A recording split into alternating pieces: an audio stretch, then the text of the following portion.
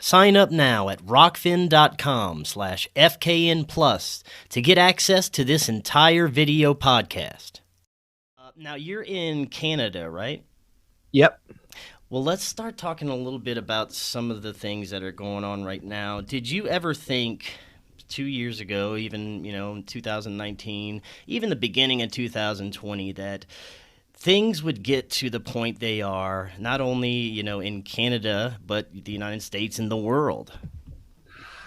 Yeah, absolutely. And I hope not, but I definitely saw it coming. When I was in my teenage years, the war and starvation thing helped me unravel what was going on here. And I remember this distinct thought of thinking, holy shit, they're trying to kill us deliberately.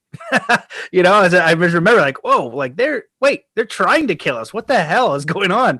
And so, I knew about the chip and the global ID and the whole one world government plan. And in my early 20s, I was a little bit depressed because I tried to tell people about it and nobody cared.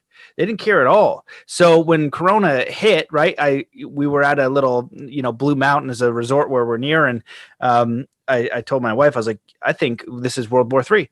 And it took me 2 weeks of researching to see all the plan because they lay it all out. It's not because I'm the greatest researcher or have some sort of super psychic powers. They have to give you disclosure. So it is out in the open what they are planning to do. And so, I've been aware of what they want. I've just hoped not. I hope that there be a better response. I'm still optimistic overall about where this is going to go. I think it's going to boil down to being an individual soul journey, right? Nobody can, when you're in the realm of soul and faith and creator in your spirit, you have to have a free will choice that is very meaningful and real. You don't get a half-ass thing. I wish I could do that or I wouldn't. It's like, no, you're going to get a very real choice and you have to choose life, God, creator, good, free will. And that inner voice inside of you that says something is wrong, you have to go away from that. You can't make a justification about why you're going to do this wrong thing.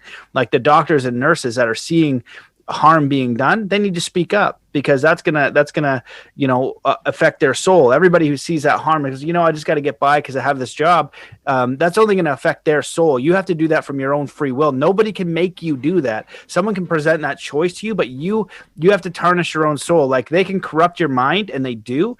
They can corrupt television, they can corrupt music, they can corrupt all of these different things, but they can corrupt your food, which they do. But you have to corrupt your soul with your own choice. And it seems to me like that's kind of what's unfolding here is this very epic spiritual battle that is, very real in many ways. Yes, and for those that don't come to that realization, for me, all roads lead to some kind of spirituality, especially with what's going on now.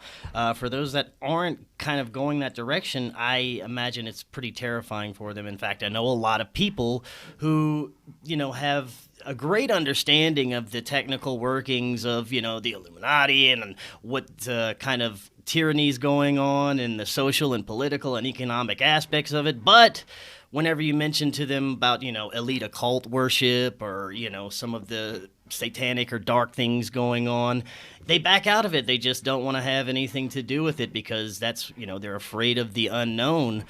But, the big players on the other side, the elites, they definitely believe in what their side of this spiritual aspect, whoever they're worshiping, whether it's Baal or Satan or one of these other deities, they have that backing them. And I imagine that if you don't have some kind of spiritual armor or understanding or anything on your side that you can turn to, it might be somewhat of a disadvantage, wouldn't you think? Yeah, absolutely. It's, to know your enemy is so important, right? Lao Tzu has a really great quote about that I'll try to pull up in the meantime. It's like, if you know not yourself or the enemy, or if you know yourself and the enemy, you fear not the result of 1,000 battles. If you know yourself, or if you know yourself and not the enemy, you'll suffer a defeat for every win, basically. And if you know not yourself or the enemy, you suffer every battle, right? So we need to know the defeat of every battle. So we need to know what we're up against. And one of the things that their main thing is like Wizard of Oz is deception, is fear.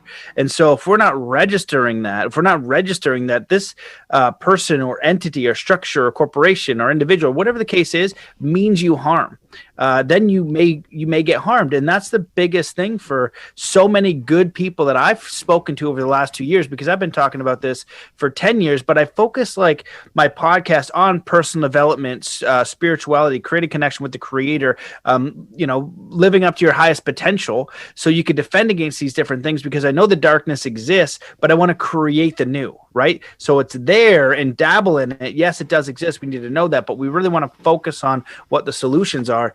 And when speaking to so many different people the last 2 years that are forced to reconsider what's going on in the world, the biggest thing is like there's no way it could be this world conspiracy. There's no way that they could intend to cause harm. Doctors are good people. They wouldn't harm anyone. I was like, no, doctors are great people, but they're taking orders from someone. So, then they become people, and then they don't want to lose their job and their money, and they got to pay their debt. So then they might make some sort of compromised decision, or they actually believe it because that's their indoctrination system, whatever the case is. But they can't see past the idea that people would mean them harm. And that's very important. We need to understand that, because these people who mean us harm, they don't see us like a good, normal, compassionate person who would help your neighbor. That's 90% of the planet, right? Is good, hardworking, honest people, with all our quirks and challenges. But, at the bottom, we're good. But there are a set of people who don't think that. They will take everything from you. They're wolves, and they think that we're sheep. And then they'll gladly, without remorse, without compassion, take everything from you and your family and your kids and everybody easily. And going into the law summit and understanding the law and spirituality, it has to be done by consent. And I know how annoying that is to hear. I think it's deceptive consent. I don't think it's true and honest consent. They got things like tacit agreement where you don't say no, you're saying yes. They have the Black's Law Dictionary. Is you think you're going into court speaking English? They when you're in that courtroom, you're abiding by the Black's Law Dictionary, which is not normal English, right? The all caps is sign language is not even there. So it's all these deceptions where you're kind of consenting, but not really. So I still have a problem with how that's legit or not, but they follow these spiritual rules, these spiritual laws. So that's why they give disclosure. They're giving full disclosure for you to enter that contract. And when you get one of these shots by any of the companies, you have to sign an agreement. Yeah. You have to sign that consent there. So I guess that's a short story. We could keep going on that for forever.